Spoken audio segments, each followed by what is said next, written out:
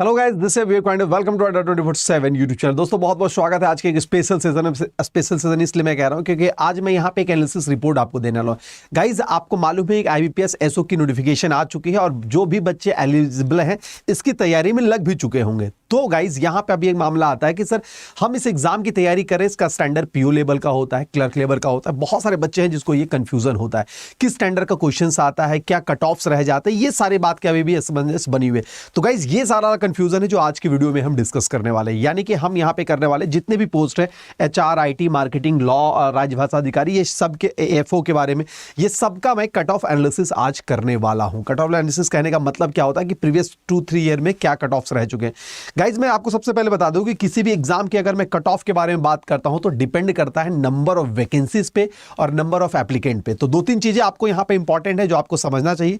चलिए गाइज मैं अगर यहां पे बात कर रहा हूं, थोड़ा सा इंपॉर्टेंट यहां पे देख पाइएगा। मैंने बताया प्रीवियस ईयर कट ऑफ, ये जो सेशन है आईबीपीएस एसओ वाले कैंडिडेट के लिए, जो एसओ के लिए एलिजिबल है उनके लिए फुल सेशन यहां पे रहा होगा। ठीक है, तो गाइज यहां पे हर पेपर का यहां मैं कट ऑफ एनालिसिस कर पा रहा हूं। जैसे मैंने आपको बताया कि एग्जाम का जो कट ऑफ होता है वो डिपेंड किस पे करता है, तो डिपेंड करता है आपका नंबर ऑफ वैकेंसी पे और नंबर ऑफ एप्लीकेंट पे निर्भर करता है। तो गाइज यहां पे मैं आपको बता दूं इस वर्ष अगर 2022 का जो 23 का नोटिफिकेशन आया है वो इस प्रकार से है। आपका आईटी ऑफिसर का 120 वैकेंसी आई है, आपकी एग्रीकल्चर फील्ड ऑफिसर का 500 वैकेंसी आई है और राजभाषा अधिकारी की 41 वैकेंसी आई, लॉ ऑफिसर की 10 वैकेंसी आई है, एचआर की 31 वैकेंसी आई और मार्केटिंग के हमारे 700 वैकेंसी आई है। और मैं आपको यह भी बता दूं कि 2020 में दो ज्यादा नहीं लूंगा,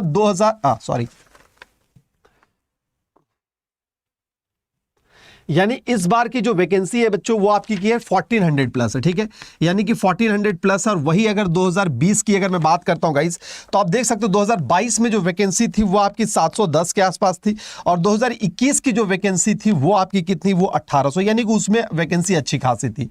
ठीक है, तो गाइज यानी आप यही वाला समझ सकते हैं कि 2021 वाला सिनेरियो है, इस बार वैकेंसी ज्यादा अच्छा है।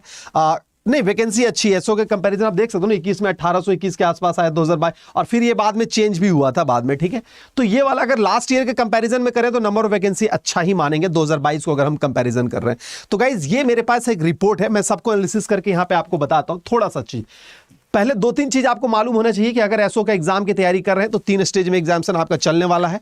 पहला आपका प्री, मेंस और इंटरव्यू होना है, यानी कि प्री भी रहेगा, मेंस भी रहेगा और इंटरव्यू रहेगा। ये 3 स्टेज से आप एग्जाम को क्रैक करने वाले हैं।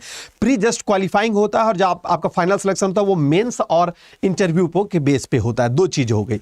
तीसरे पॉइंट पे अगर मैं बात करता हूं दोस्तों, अगला पॉइंट जो हमारा जो प्री का स्ट्रक्चर होता है कुछ इस प्रकार से होता है, ये ऑलरेडी हम बता चुके हैं। वो बच्चे जो आज पहली बार वीडियो देख रहे हैं, डिटेल नोटिफिकेशन वाले वीडियो को जरूर देखिएगा, जस्ट फॉर रिवीजन है।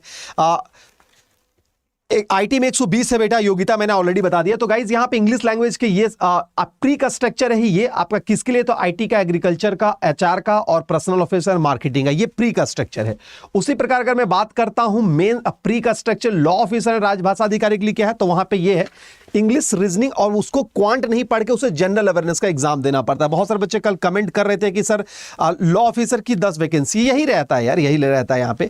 तो बच्चों मैं आपको यहाँ पे एक पॉइंट बता देता हूं कि यहाँ पे जो स्ट्रक्चर है प्री का, क्वांट का पेपर किसमें नहीं होता है, तो लॉ और राजभाषा अधिकारी में क्वांट नहीं होता, इसके अलावा सारे पोस्ट में आपका क्वांट होता है, प्री का स्ट्रक्चर। चलिए पहला पॉइंट तो ये हो गया। दूसरे पॉइंट पे अगर हम चर्चा कर पा रहे हैं मेंस का स्ट्रक्चर क्या होता है। मेंस का स्ट्रक्चर आपका एक्सेप्ट राजभाषा अधिकारी लॉ ऑफिसर में सिर्फ प्रोफेशनल क्वेश्चन होते हैं, 60 नंबर के, 60 मार्क्स के होते हैं, 45 मिनट का ये पेपर होता है। चलिए दूसरे पॉइंट पे अगर मैं बात करता हूं, ये हमारा नेक्स्ट है जो आपका राजभाषा अधिकारी के लिए, ये हमारा मतलब मेंस का पैटर्न है। चलिए दोस्तों, और फाइनल जो आपका इंटरव्यू है और इंटरव्यू का भी आपका ये 100 मार्क्स का वेटेज होता है।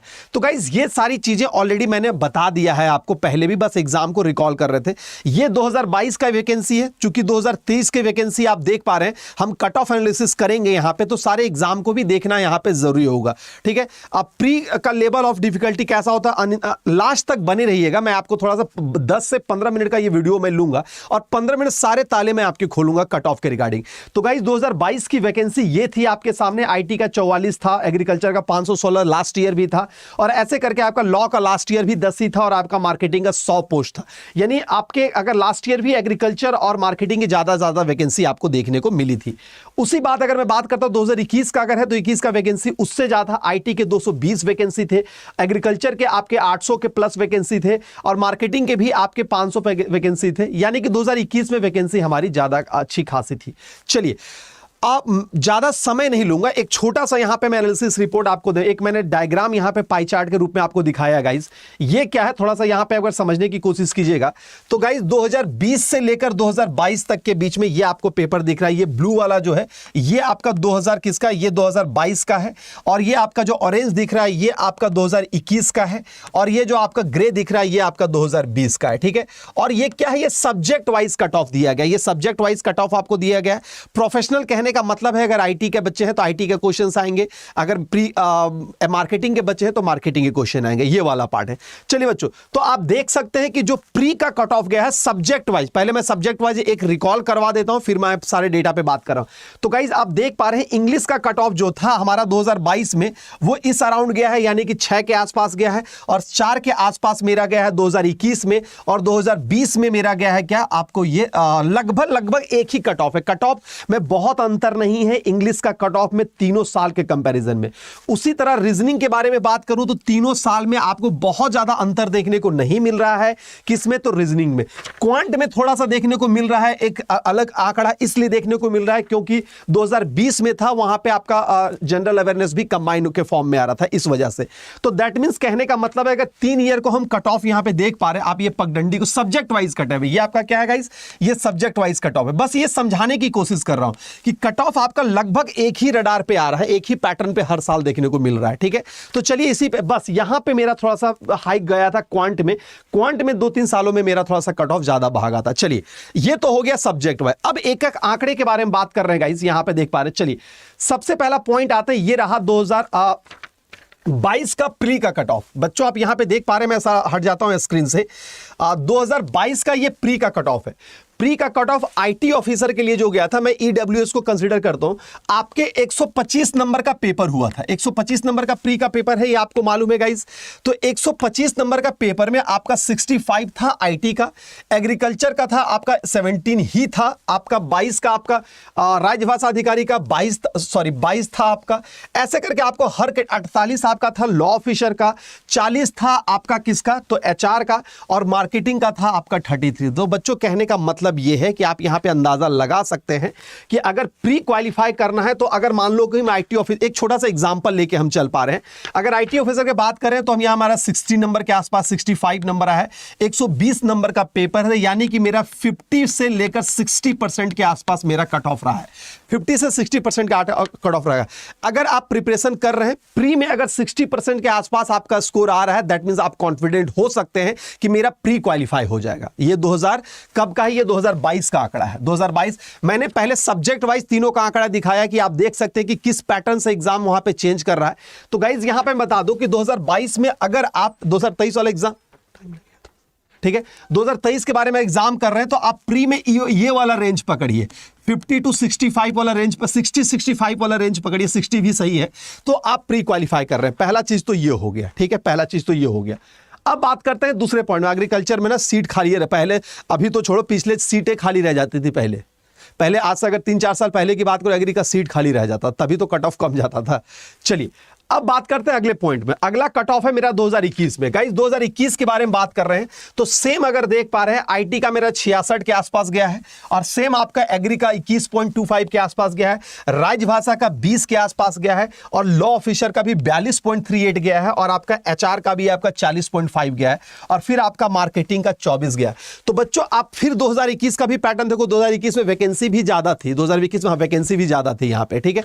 तो गाइज क्यों जाता है कट ऑफ की, कैंडिडेट थोड़ा स्मार्ट आते हैं इसलिए कट ऑफ ज्यादा जा रहा है, उसमें मेरी क्यों उसमें भागीदारी नहीं। तो बच्चा एक बार दिमाग यहां पे बैठा लो कि अगर प्री में मैं बार बार सबको अगर देख पा रहा हूं, सारा आंकड़ा आपके पास है, जिसका जो भी स्ट्रीम है, ठीक है, मैंने आईटी का एग्जांपल दिया, चलो अगर मैं यहां पे लॉ का एग्जांपल देता हूं या फिर मार्केटिंग का एग्जांपल देता हूं, मार्केटिंग में इस बार बहुत ज्यादा वैकेंसी है, 700 प्लस वैकेंसी है, आपके एग्रीकल्चर में 500 प्लस वैकेंसी, तो मात्र 24 नंबर यार, मात्र 24 नंबर, बहुत बड़ा नंबर नहीं है।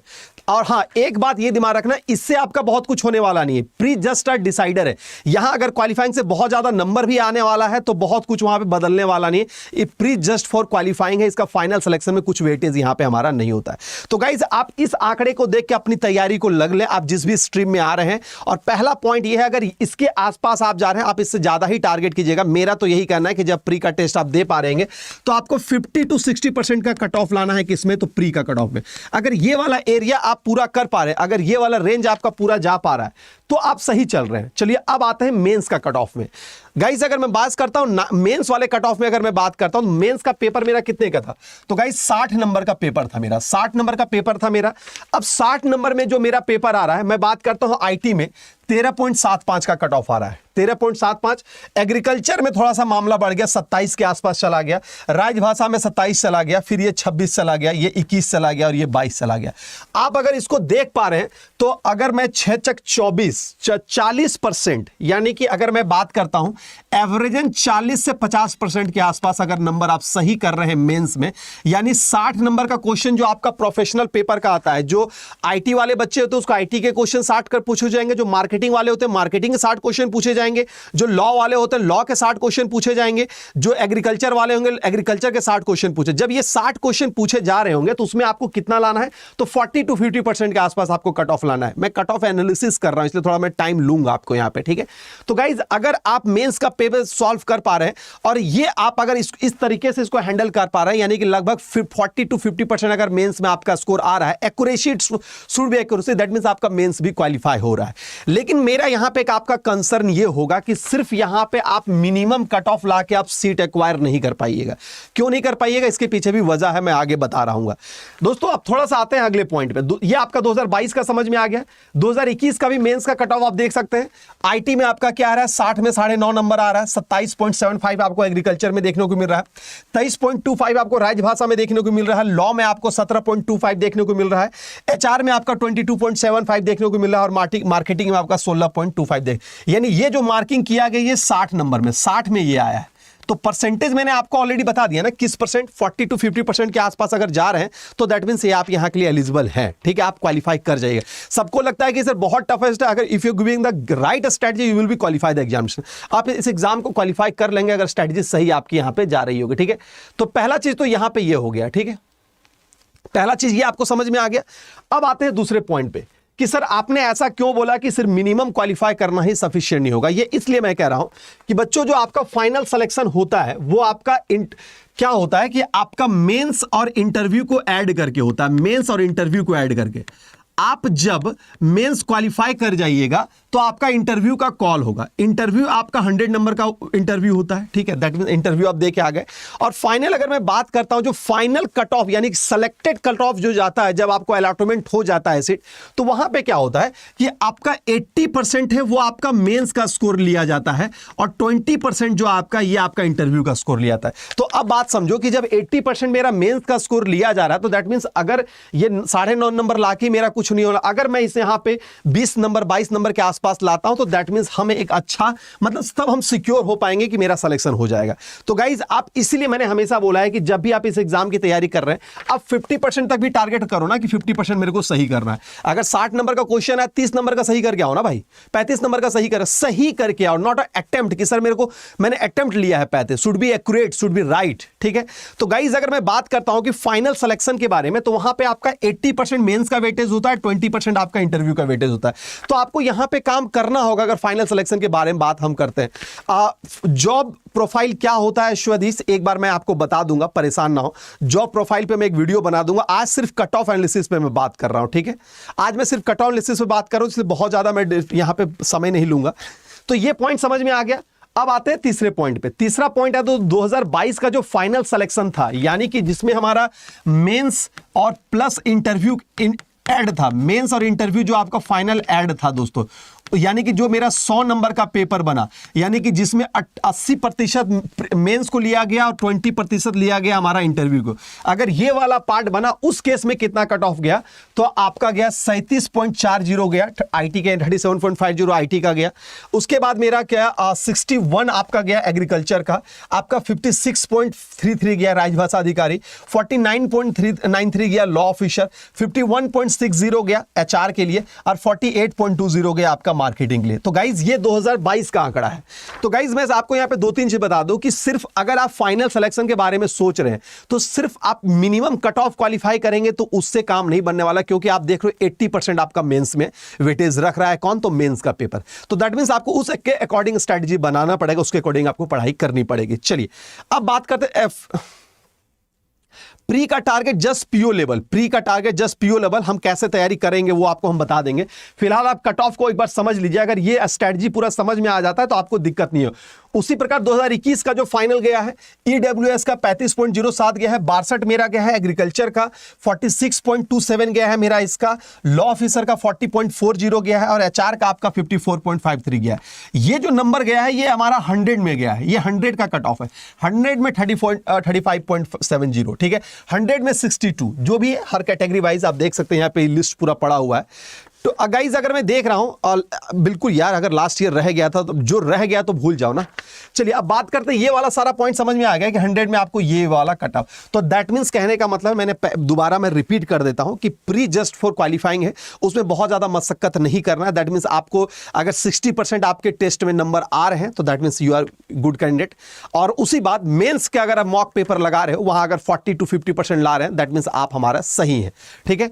चलिए sir, and in interview you have to also score 40%। हाँ, अब हाँ एक पॉइंट मैं आंसर प्रतीक ने बोला, मैं ऐड कर दूंगा कि इंटरव्यू में मिनिमम क्वालिफाइंग नंबर मेरा 40% है। अगर 40% हम नहीं लाते हैं इंटरव्यू में, यानी कि 100 नंबर का इंटरव्यू हमारा होता है, इसमें अगर 40% मेरा नहीं आएगा तो दैट मींस मेरी मतलब हम आगे प्रोसीड ही नहीं कर पाएंगे। तो मिनिमम क्वालिफाइंग क्या है आपका? तो 40% है इंटरव्यू में, ये मिनिमम है। एंड SC ST के लिए 35% है। तो ये मिनिमम क्वालिफाइंग है किसके लिए? तो बेसिकली ये हमारा है किसके लिए मैं बताता हूं, ये बेसिकली आपको इंटरव्यू के लिए। तो पूरा स्ट्रक्चर समझ जाइए, एक बार रिवाइज कर देता हूं।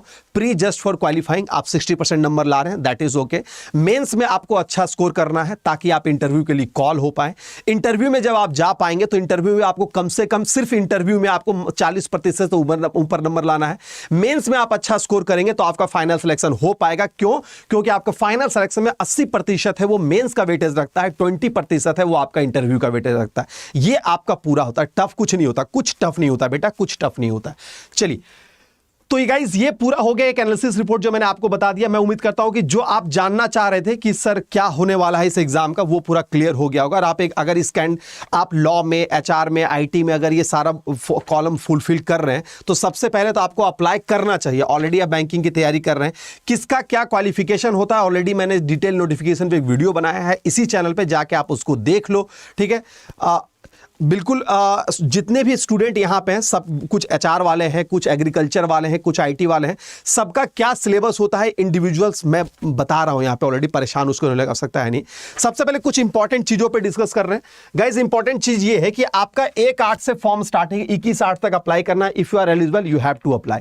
डिटेल नोटिफिकेशन मैंने बता दिया है कि किसका क्या क्वालिफिकेशन होना चाहिए। दूसरे पॉइंट पे बात है, 1/8/2023 से 21 तक फॉर्म अप्लाई करना। प्री का पेपर आपका 30 दिसंबर को होने वाला है और आपका मेंस का पेपर वो 20 जनवरी को, तो 28 जनवरी को होने वाला है। ये इसका टाइमलाइन है, ये टाइमलाइन आपको याद रखना। अब बात आता है कि सर ठीक है, आप तो ये बता चुके, अब अगर मैं एचआर का स्टूडेंट हूं, मैं आईटी का स्टूडेंट हूं, मैं एग्रीकल्चर का स्टूडेंट हूं, तो मेरे पास कुछ ऐसा रिसोर्स होना चाहिए ना कि मेरे को प्रिपरेशन करे। सिलेबस क्या होता है सर, स्ट्रेटजी क्या होनी चाहिए सर, कितना पढ़े कि मेरा 50%। तो यार हर चीज का एक्सपर्ट मैं नहीं हूं, हर चीज का एक्सपर्ट नहीं हूं। मैं ये नहीं बता सकता हूं कि मैं आईटी का एक्सपर्ट हूं, मैं आईटी का एक एक लाइन बता सकता हूं कि ये पढ़ने से ये आने वाला है। लेकिन एग्रीकल्चर का मैं एक्सपर्ट नहीं हूं। एग्रीकल्चर के लिए हमारे पास एग्रीकल्चर के एक्सपर्ट फैकल्टी हैं, आप मार्केटिंग के एक्सपर्ट फैकल्टी हैं, उसमें क्या क्या पढ़ना है ये मैं नहीं बता पाऊंगा ना। मैं आईटी का यहां पे बता दूंगा, ऑलरेडी मैंने सेशन भी किया था आईटी के रिगार्डिंग। तो अब बात आती है कि सर अगर मैं मार्केटिंग का हूं, मैं एचआर का हूं, तो इसके लिए मुझे क्या रिसोर्स प्रोवाइड कर रही है अड्डा 24/7।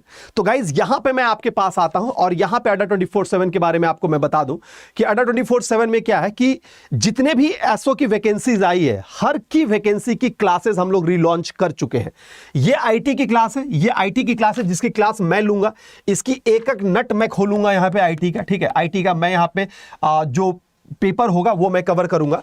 और ये एक ऐसा बैच हम लोगों ने लॉन्च किया है जिसमें हम लोग प्री भी करवाएंगे, मेंस भी करवाएंगे और इंटरव्यू करवाएंगे। यानी कि कोई अलग अलग बैच नहीं लेना है, प्री के लिए अलग। ये पहली बार हम लोग ऐसा कर रहे हैं कि प्री, मेंस और इंटरव्यू कंप्लीट एक बैच में दे रहे हैं। तो अगर आईटी के स्टूडेंट हो तो इस बैच में आप इनरोल कर लो, आपको यहां पे सब कुछ मिल जाएगा, प्री प्लस मेंस मिल जाएगा, ठीक है, प्री प्लस मेंस और इंटरव्यू। लेकिन सर अगर मैं एचआर का हूं तो एचआर का मुझे कंप्लीट पैकेज कहां मिलेगा? तो गाइस एचआर का मेरा ये वाला बैच है, हम लोगों ने ये बैच लॉन्च किया है जहां पे प्री है, मेंस और इंटरव्यू तीनों है। लॉ ऑफिसर का भी हम लोगों ने बैच लॉन्च किया है जिसमें प्री, मेंस और इंटरव्यू है। और मैं बता दूं यहां पे हमारा एसओ का भी बैच है जिसमें हम लोगों ने राजभाषा अधिकारी का प्री, मेंस और इंटरव्यू ऑलरेडी इसकी क्लासेस इसमें है। उसी प्रकार मेरा यहां पे मार्केटिंग का भी मेरा कंप्लीट बैच है जो लाइव है, और साथ ही साथ मेरा एग्रीकल्चर फील्ड ऑफिसर यानी एएफओ का भी बैच है। यानी कि सबकी चीजें मैं एप्लीकेबल हूं ना, सबके लिए तो एक्सपर्ट वहां पे अवेलेबल है।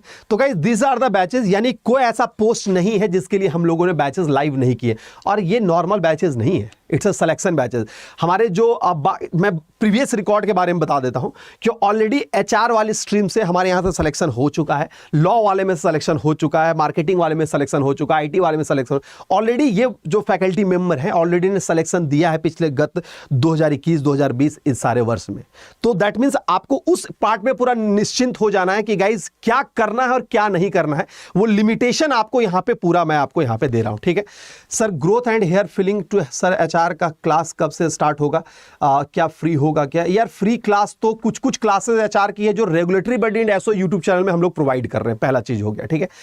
लेकिन यहां पे कंप्लीट आपको क्लासेस चाहिए तो वो आपको इस बैचेस में मिल रहेगा, ठीक है। तो guys this is the batches. अब मैं उम्मीद करता हूं कि जो मैं यहां पे समझाने की कोशिश कर रहा था कि कट ऑफ क्या जाने वाला है, किस लेवल का आपको प्रिपरेशन होना चाहिए, वो आपको समझ में आ गया होगा और आप उस पर चल पा रहे होंगे।